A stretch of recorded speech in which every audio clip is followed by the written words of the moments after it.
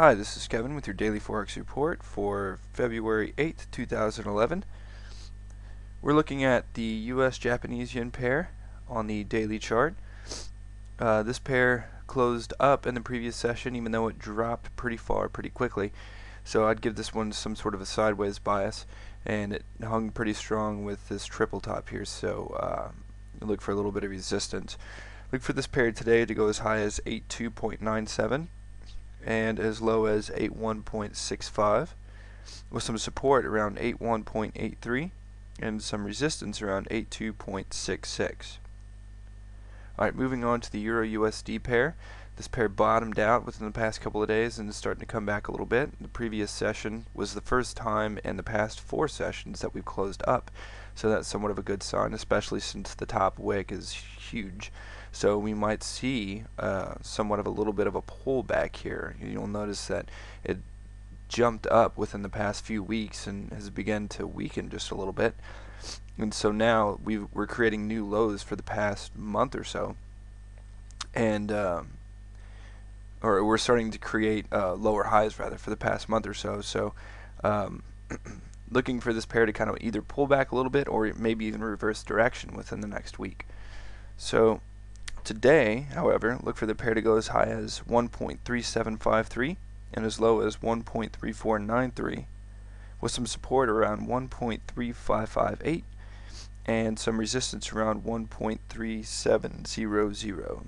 Always nice to see those round numbers.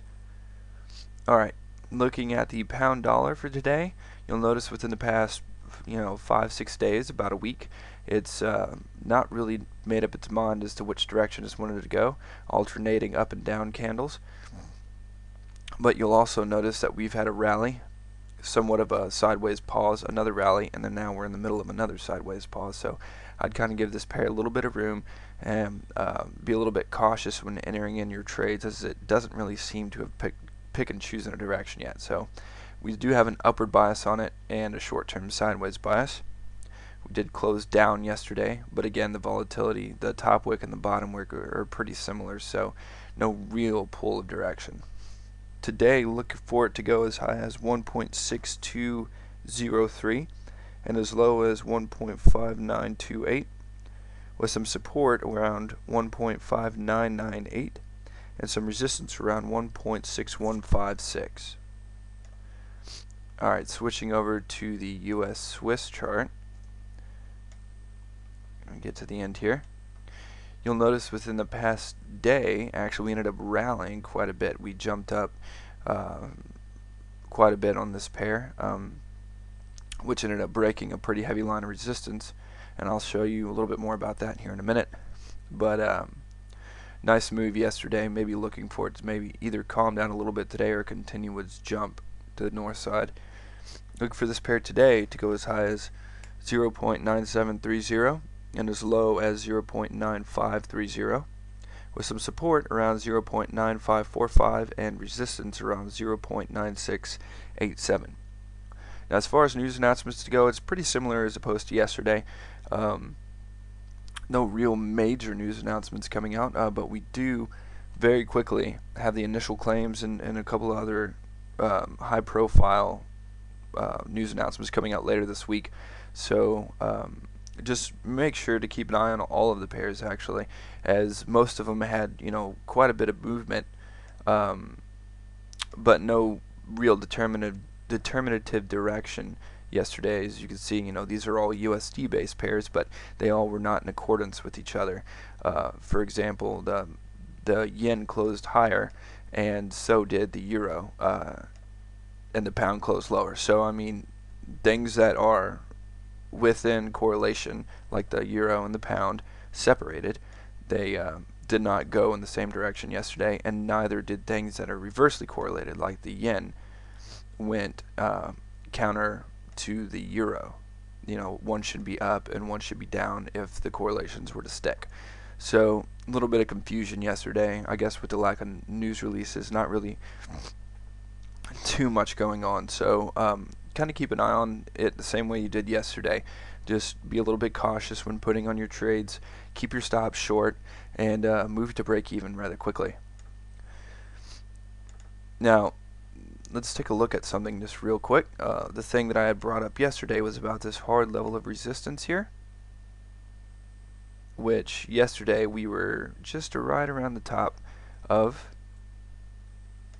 and also something that I really wanted to keep an eye on was this point here. You'll notice we touched it twice in history, broke through it, came back and touched it again. This is very, very common. And then we continued to fall.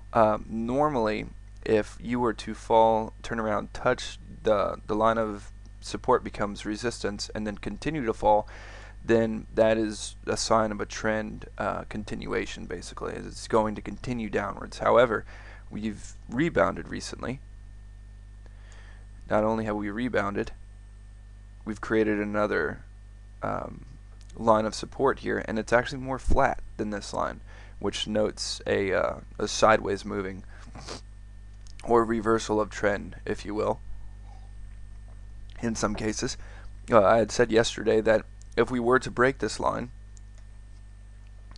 of support right here, which we did, then look to look to grab anywhere from 50 to 100 pips on its way to this point here, where these two lines intersect. It seems like a very, very good place to actually have price retrace to if it decides to, decides to continue up. But I actually did get into this trade, and it's right around.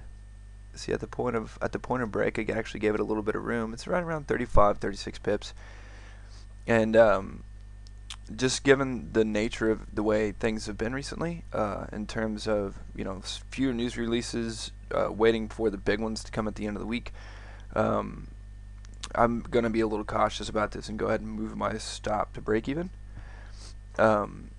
But I am still looking for this to continue all the way up to this line. Now, I'm not saying that that's a hard and fast rule, that is going to happen. I mean, we are in a sideways market to begin with, so just be a little cautious with it. But if you are in this trade, I would advise moving to break even, just in case it decides to do what's not expected and turn back around and pull back on us today. So just be a little bit cautious about that and take what you can from it. Well, that about does it for today. So until next time, this is Kevin. Good trading.